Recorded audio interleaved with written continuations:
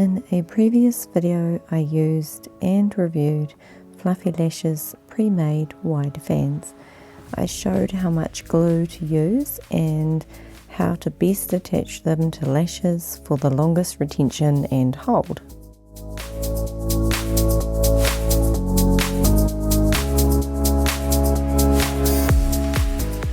I also tried their long stem no glue fans. I've used them recently in D-curl and C-curl, and I've completed a couple of sets. One is a very light set, one is a more full set. So with the Fluffy Lash's long stem no glue, you can get right up to 10D fans, and if you have the right tweezers, you can easily pick up 9 to 10D fans easy. And you can see in this example, I've picked up 9 of the 10D fan.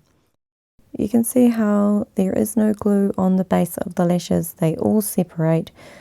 So when you dip them in the glue and you release the tweezers, they should come to a fine point, which is one of the reasons I really wanted to try these, because I wanted them to imitate fans that I make myself by hand. For these to work and not be really lumpy or clumpy or gluey, they really need to have the smallest amount of glue to avoid the glue drawing up the fan and closing it.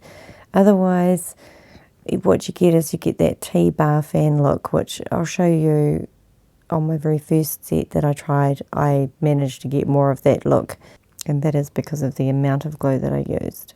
So on the Fluffy Lash's fan trays, you get 16 lines per tray, and then along each line you have 10 pre-made fans across. So if they're 10D fans times your 10, you get 100 0.03 lashes per line. So one tray has 1,600 0.03 lashes if you're using a 10D fan tray. So that's a lot of lashes. Overall, I'd use about 15 to 16 lines. Then I made my own 8s and 7s for myself. So for about $23 US, you can easily do a full set on someone.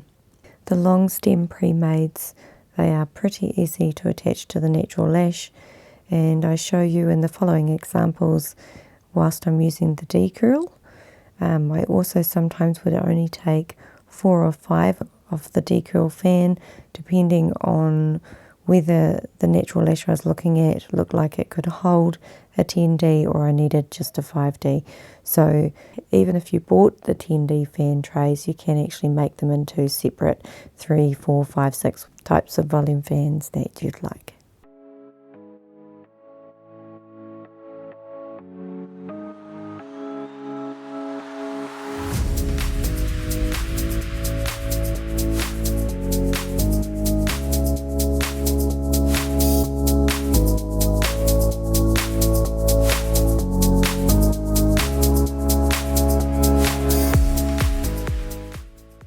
A testing point for me is just how well the lashes stand up against a rigorous brush. So if they're pinging out and falling off, then they're not going to last, and that comes down to correct attachment in regards to the angle of my wrist or my tweezers and whether the base is fully attached to the natural lash. And I go over the best attachment in my previous video. For these ones, because they aren't a wide fan, I could attach them to the side, underneath, on top. They were just super easy to attach. So here's one of the model's lashes beforehand. They are straight and sparse. This was the D-curl set. I didn't use 10D fans right across. I split some of the fans quite a bit, some of the 10D fans, and I made some 5D, 4D, 3D, just depending on what I was trying to do in regards to the natural lashes here.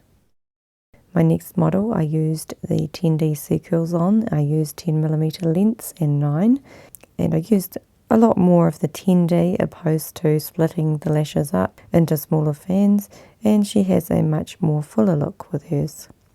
Her lashes were naturally blonde, and so you can see the glue against the blonde lash, even though I've tried to use a very little amount.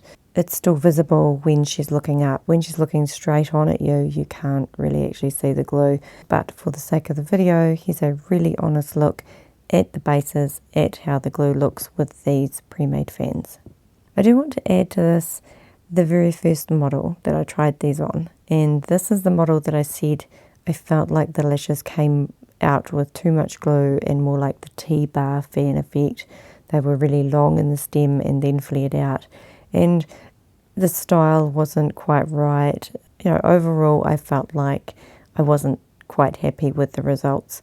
She loved them, but for me, for styling and, you know, also things like getting the inner corners and I just wasn't happy with the overall results. These were probably the fullest I did and probably the most lashes I got into one sitting. And finally, I just wanted to show you the difference between the wide fans and the long stem fans, and you can see there's quite a significant difference in how they look.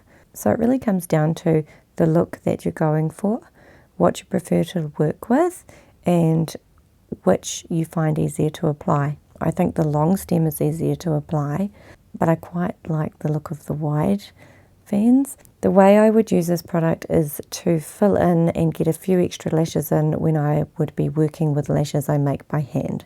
Thank you, Fluffy Lashes, for sending me some lashes to try. This is not a sponsored video. I am not paid to make this video. I was sent some samples. I think it would just give that extra fullness a bit quicker than making them by hand or making pro fans.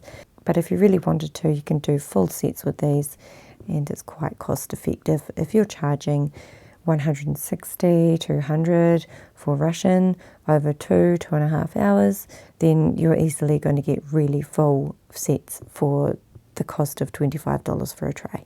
Thank you for watching. This is an honest review. Leave a comment below. I would love to hear from you. Thanks. Bye-bye.